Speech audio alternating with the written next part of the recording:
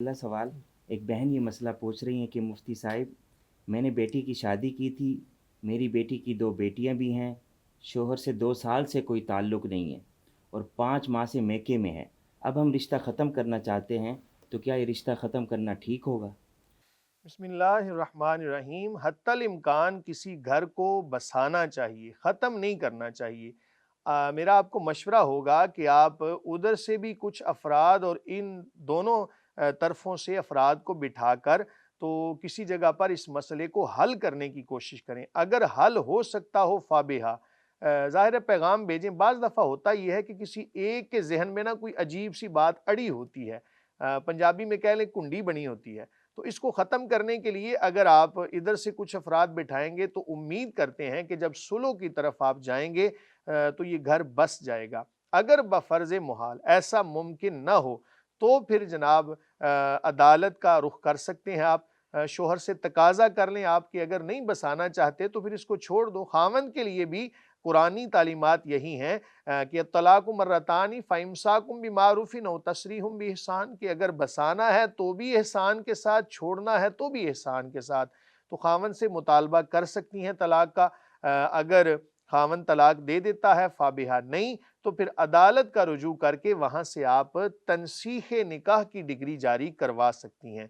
वल्लाहु ताला आलमु बिस्सवाब। साहब अगला सवाल वॉइस नोट में मौसूल हुआ है, सुनिएगा, मैं प्ले करता हूँ।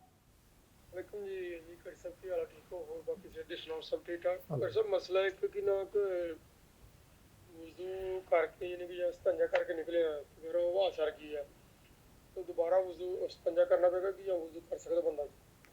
जिससे मेहरबानी। जी मुफ्ती साहब, ये भाई इसमें पूछना चाहते हैं कि वज़ू किया है तो बाद में फिर हवा निकल गई, हवा ख़ारिज हो गई है, तो दोबारा वज़ू करना होगा या दोबारा इस्तिंजा भी करना पड़ेगा?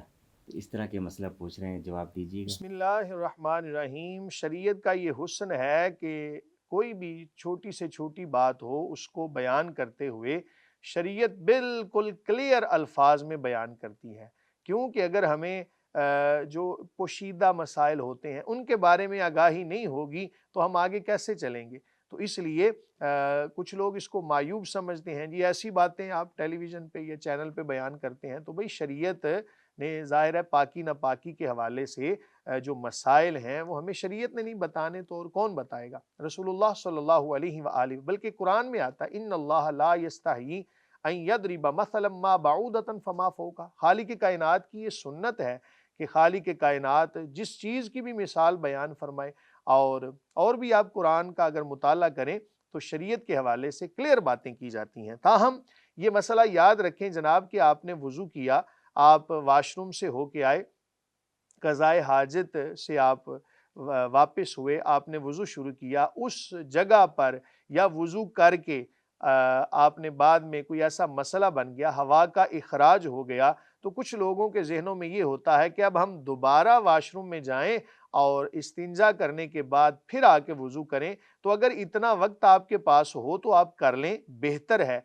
अगर बिलफ़र्ज़ आप ऐसा नहीं भी करते, वज़ू आपने कर लिया था, अब जैसे ही आप यहाँ पर अभी अज़ाए वज़ू जो हैं वो गीले थे, हवा का इख़राज हो गया, तो आप दोबारा से वज़ू करेंगे, दोबारा आपको इस्तिंजा करना लाज़िम नहीं है। तो उसी तरह आप वज़ू करके बाकी इबादत कर सकते हैं। वल्लाहु ताला आलम। सुनने में आया कि हवा जब ख़ारिज होती है तो साथ में कुछ असरात पखाने वगैरह के ऐसा भी कोई होते हैं। मसला नहीं जनाब, अगर वो कपड़ों के साथ हवा लग जाए या कोई भी ऐसी ज़र्रात वगैरह अगर निकल आए फिर तो ज़ाहिर है कि फिर तो इस्तिंजा करना लाज़िम है। उसूल भी बता देता हूँ आपको कि जब तक निजासत अपने महल के अंदर होती है, अपनी जगह पर कायम हो, मसलन इंसान के जिस्म में मैदा के अंदर और मुख्तलिफ नालियों के अंदर खून है और निजासत भी इसके पेट के अंदर मौजूद है, तो जब तक वो अपनी असल जगह पर है तब तक वो पाकी के हुक्म में है।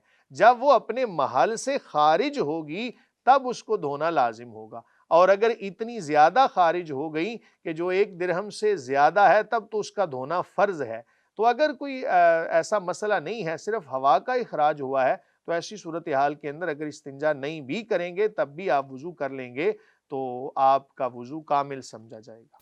जी मुफ्ती साहब, अगला सवाल, एक भाई ये सवाल पूछ रहे हैं کہ ایک وکیل کو پتہ ہوتا ہے اور وہ اکثر کیس میں جھوٹ بھی بولتا ہے، اور دوسری طرف ایک آدمی سچا بھی ہوتا ہے، اس کی بھی وکالت کرتا ہے، تو وکیل کو تو یہ سارا کچھ معلوم ہوتا ہے مکمل صورتحال.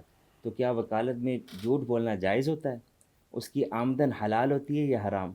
یہ بسم رہنمائی اللہ فرما دیں. الرحمن الرحیم.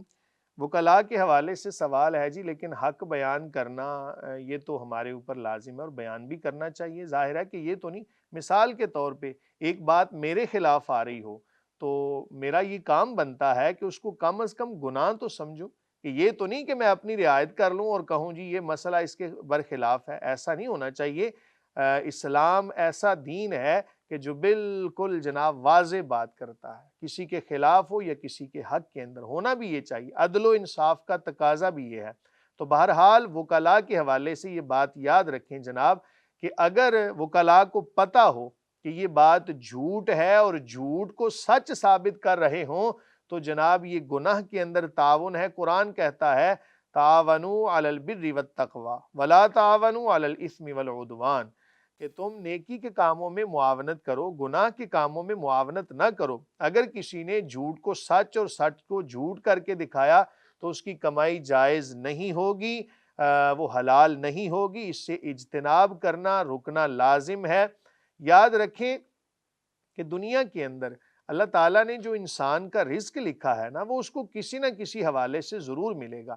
ہمارے ہاں خواہشات کی دوڑ لگی ہوتی ہے اور ہم اپنے رزق کو ناجائز حاصل کرنے کے لیے، ایک حدیث کا مفہوم بھی ہے کہ جس بندے کے مقدر میں جو رزق ہے نا وہ اس کو ملے گا، لیکن اگر اس نے اس کو پہلے حاصل کر لیا تو اس کا نقصان یہ ہوگا کہ اس کی عمر کم ہو جائے گی.